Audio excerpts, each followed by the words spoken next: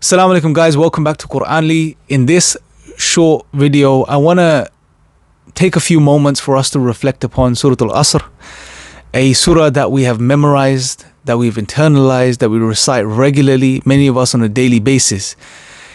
It is one of those surahs that the companions, when they would part each other's company, they would recite, one or the other would recite this particular surah. It's a profound surah. Some of the scholars have mentioned that this particular surah is a summary, encapsulates the whole of the Qur'an. It's a very, very powerful surah of the Qur'an, brothers and sisters. Allah subhanahu wa ta'ala starts off by saying or swearing by time, taking an oath by time, wal asr. Innal insana lafi khusr. Then Allah goes on to say, indeed, absolutely, without a shadow of a doubt, there's the particle of emphasis, inna here, that mankind, human beings, you and me, we are in a state of absolute loss. We have lost. Now I want to pause here for a second. I want us to think about something. This is Allah. Allah is telling us, He is swearing by the passage of time, right? The fleeting passage of time. You know, Salatul Asr in the afternoons or in the evenings, you know, we know it's at that time when the sun is setting and you notice the sun setting. It's almost like time is fleeting away. It's running out for the day. Allah swears by time, this type of fleeting time that moves very quickly. And He says that human beings are in an absolute state of loss. Imagine for a second, you've been feeling sick. You go to the doctor. The doctor does some tests, calls you in a few days later, has the reports, and he says to you, you only have a couple of days left to live. You're going to die. How would you feel in that moment? Wouldn't you feel like the rug is being pulled out from under your feet? Everything you were aspiring towards in this world, those goals, those things you wanted to achieve, those things you were looking forward to, wouldn't everything lose its color? Wouldn't you panic, be in fear, in shock? This is a worldly example. Allah subhanahu wa ta'ala is telling us, by the passage of time, every single human being is in a state of loss. You're finished. Everyone is finished. We should let that sink in for a moment. But then imagine in the scenario that I've just given you of the doctor, as you're going through these emotions, the doctor says to you, but there's something you can do. There is something you can do. Now at this moment, as soon as the doctor says this, how focused would you be on what the doctor is about to say? You know he's about to tell you something that's going to save your life. How focused would you be? How attentive would you be? How would you internalize and do what the doctor is about to tell you to do? How would you carry those things out? Think about your state at that moment. Now come back to the Qur'an, Surah Al-Asr. What does Allah say? وَالْعَصْرِ إِنَّ الْإِنسَانَ لَفِي خُسْرٍ إِلَّا الَّذِينَ آمَنُوا وَعَمِلُوا الصَّالِحَاتِ وَتَوَاصَوْا بِالْحَقِّ وَتَوَاصَوْا بِالصَّبْرِ. Think about this now. Allah is saying there's an exception. Except for those. Now as soon as Allah says except, we should be thinking, okay, what can I do now? What is Allah about to tell me, that's going to save me from losing out? What is it? What is Allah tell? We should be like, Allah, tell me, I want to hear, I want to know, what is it that I can do to get me out of this loss? We should be super attentive. We should be focused, and we should implement everything Allah tells us to do next. And what does Allah say? Allah mentions 4 things. Except those who believe. Number 1, fundamentally. Those who believe in what? Believe in Allah, believe in Islam, internalize this reality.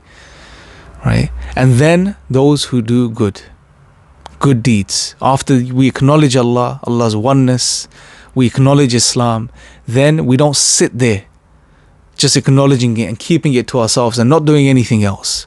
No, then we get up and we take action and we do good things in this world. We make use of this time.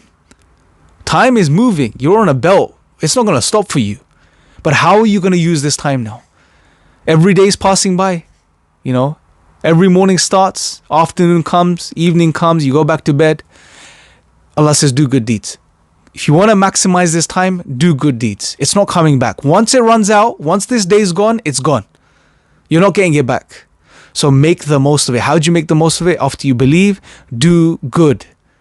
And there are so many opportunities in this world, brothers and sisters, to do good. And it doesn't have to be something big. You don't have to change the world. You could just start by changing yourself.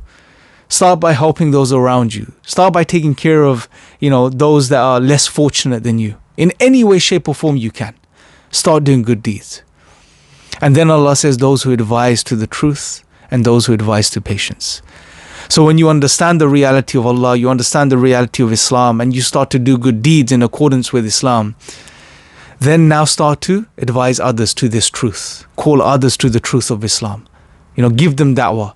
Call them to Islam.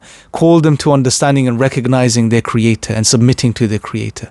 And then acting upon that and by doing good deeds as well. So advise others. Get people onto the ship. They're sinking. You've climbed up onto the ship. Now you're in a position to help others. Help those people. Call those people to the truth as well. And call people to patience. Because through the passage of this life is going to hit you with things. No matter if you're a believer or a non-believer, you're going to be hit by trials and tribulations and hardships. There's going to be times where, you're going to be going through stuff and it's going to be hard for you to do good.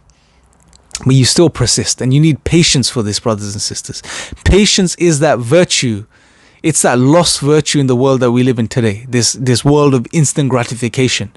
I want it right now, and if it's delayed by 5 minutes, you go through a whole host of emotions, anxiety, depression, anger. In such a world, patience is lost. So practice patience for yourself and advise others to patience. Advise others to patience. And it's interesting that Allah doesn't tell us to be patient first. He doesn't mention it here in this surah.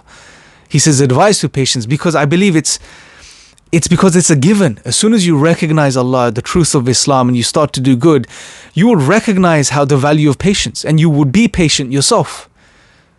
Right? It's a part and parcel of Islam to be patient in this life, in this world. Now, once you've started to live these things yourself, advise others to patience as well, brothers and sisters.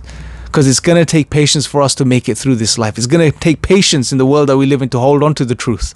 It's going to take patience to hold on to the truth and do good deeds. So in this very beautiful short surah, Allah has given us something so heavy, brothers and sisters, especially in the times that we live in. If we can just start to focus on these 4 things, 4 core things, and try to do the best we can to live by them ourselves, and then advise others to these things, that is the key to success in this life and the hereafter. Right? So don't take these things lightly. Do not take these things lightly. We should all aspire to continue to develop our relationship with Allah subhanahu wa ta'ala. If we find ourselves disconnected, far from Allah, rectify that. You can do that. It's up to you. It's your choice at the end of the day. Right? Rectify that. Start to do good things. Start to advise others to the truth and patience. Practice patience yourself as well. And inshallah, may Allah allow us to do this and act upon this, and may Allah make it easy for us and allow us to be successful in this life and the hereafter. I'll leave you guys with that. Let me know your thoughts in the comment section below. If you haven't already, download the Qur'anly app today. Check it out. Get it on the free trial.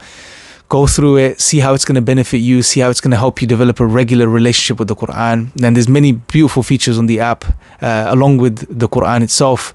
So check it out. Let me know your thoughts in the comment section below. Until next time, take care. Assalamu alaikum.